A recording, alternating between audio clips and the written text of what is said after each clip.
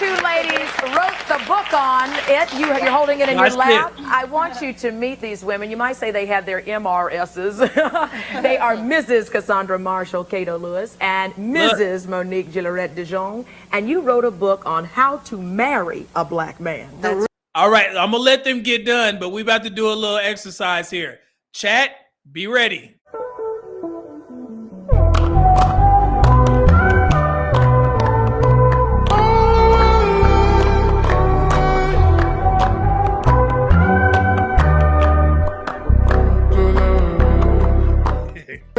The real deal.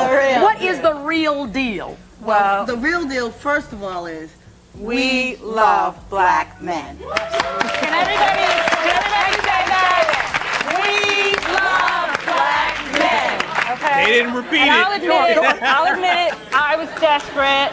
Okay, I'm not saying that anybody here is desperate. I'm saying, speaking for myself, that I was desperate. I had given up. Phyllis is my friend from a long time. She knows I had given up. I said there are no good black men in New York. I took stock in my life. Hold on. How you gonna say that? There's no good black men in New York. Y'all beat your ass. Oh, sorry. Myself, and I started working on myself. And I said, there's got to be a reason why I keep ending up in the same place with my heart broke over and over and over again. What am I? Instead of saying the brothers have a problem and they can't handle me because I'm working in television, I said, what am I doing wrong? And the answer is in this book. We say to get yourself together spiritually, physically. I swing on you, lady. All right. Physically, mentally, culturally. That's like they say, why do I keep going out with the same guy? And the answer is because you're the same woman. But right? now you want to speak up.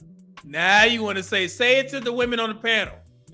But spiritually, you have to believe that if you center and cleanse yourself spiritually, you will start attracting different kinds of people that won't hurt you, that won't walk all over you, that won't be intimidated by you. And some more advice as soon as we come back. We'll get it from you when we come back. Tips on how to marry that man. Y'all just seen that book, right? How to Marry a Black Man. Guess who read it?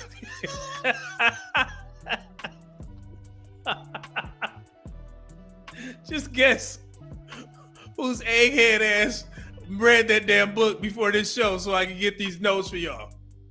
Me. Who put this thing together? Me. That's who.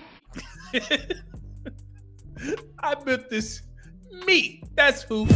Let's do a quick exercise here. First, I'm going to show y'all the 10 key things that I got from this book. There's 25 of them in total, but these are actually the most popular from what I've learned while reading the book. Now, we going to see if these points still hold up. Who read this book? Me. That's who. Okay. First one. Get your act together. So when you do finally meet Mr. Right, he can't resist you. So in the book, and I told you I'm gonna speak to this. In the book, the way they say get your act together is to make sure that you keep your appearance up, you stay in shape, and you also have your finances in order. That is getting yourself together. And they also did mention something about single mothers as well, because they were included in this. They were selling to be more agreeable. Sounds like the conversations that we have in these spaces. Fix your attitude. Okay? Smile and say hello to every black man you see. Would that fly today? Would that fly? We just had that old head get cussed out for saying black women don't say hi to him in the grocery store. I just want to make sure I didn't miss the memo. So what is it with black women in the grocery store? You look them right in the face and you say hello and they act like you didn't say anything. Am I missing something, or is there a memo that I did not hear about? So since you asked if you missed anything, I'm going to go ahead and fill you in. I think a lot of women are tired. They are tired of men thinking that the slightest bit of politeness means that a woman is flirting with them. A hello, a how you doing, a smile. Women don't want to entertain men when they're grocery shopping. Oftentimes when they're at the gym, when she's working out, she doesn't want you to tap her on her shoulder while she has her headphones on and speak to her. When she's on a walk, just minding her business with her sunglasses on, her headphones, and her phone in landscape mode, she doesn't want to stop and talk to the shirtless man. Women understand that some men are only nice and polite to the women that they find attractive. So we're always very careful about how much attention and how much encouragement we give random men. Probably just want to get their groceries and be left alone. They probably just want to work out and be left alone. They probably just want to go on a walk and be left alone. Keywords, be left alone. What I think some men need to understand is not every woman is playing hard to get. Some women actually are. I was reading this book and I was like, man, can any of this shit apply to today? Well, this is why I see y'all saying, nope, nope. Forgive old lovers and make peace with them. I don't think that's happening either because they keep referring to their exes and shit. I don't know about that one. That could be 50-50. Tell everyone you know that you're looking for a husband. Now they go into detail by saying you have to be intentional. That is something that we talk about in these spaces, but the ego. Like that woman said, I don't go outside. I don't date. I don't go to places looking for a man. I don't think this shit will fly. If you told black women today, let people know that you looking for a husband. They don't want to admit that. I'm fine being single, but if the right man comes along, then I'll be open to it. So I'm not sure about that one. Go on as many blind dates as possible. Now listen here. Listen here, you harlots. Y'all asses that took this shit too far. Back in the day, it was cool. Go on as many blind dates as possible. But now y'all asses, you using these men for free food. You brokies. So I can't give y'all that advice. Go on as many dates as possible. And y'all keep going out with these guys just for free food. That shit ain't gonna work. If you ask a man a series of questions within the first 5 minutes of meeting him, he'll tell you almost anything you want to know. After that, he clams up and he won't tell you a thing. So that's actually good advice. And I tell women that when I do these damn consults, stop trying to make everything like a job interview. When y'all first talk or you go on a date or something like that, you have a series of questions. And yes, there are a lot of women that have a written down list of questions that they ask men on dates. If the conversation is not flowing and you just asking, you firing off questions and shit, that shit ain't gonna fly. That dude probably gonna leave your ass there. Okay? Just work up to that. So yeah, so I'll agree with this one. If he's available and you like him, don't hesitate to let him know. What y'all think about that one? That's a pretty good one. I'm not sure if most women are ready to approach men like that or tell them that they like you. But I could be wrong. I'm willing, you guys can change my mind. Especially, the men and women that are on the dating market. You guys can let me know. Is this something that is practiced a lot? When a woman likes you, she'll tell you. And then the last one, oh my God. Hey, where the ladies at? I want Jessica, you still here?